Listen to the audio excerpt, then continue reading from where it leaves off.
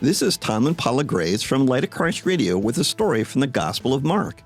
You're welcome to watch this video simply for the story, or you can use it as the basis of a small group study.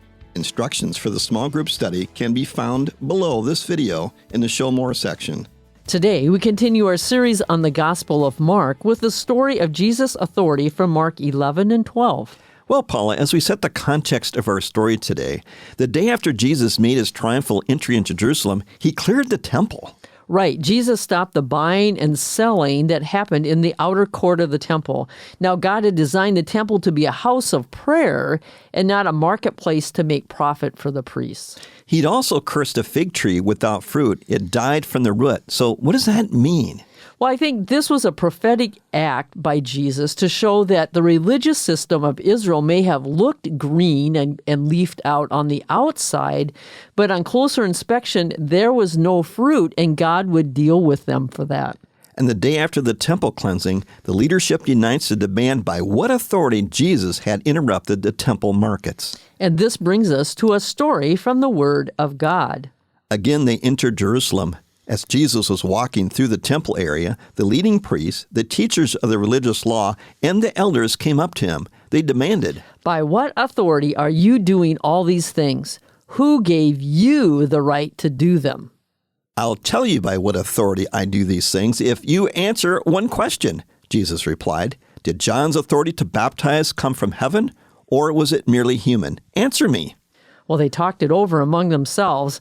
"If we say it was from heaven, he will ask why we didn't believe John. But do we dare say it was merely human?"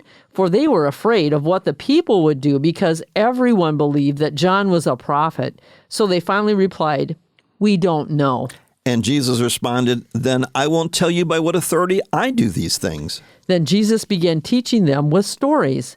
"A man planted a vineyard, and he built a wall around it, dug a pit for pressing out the grape juice, and built a lookout tower. Then he leased the vineyard to 10 farmers and moved to another country. At the time of the grape harvest, he sent one of his servants to collect his share of the crop.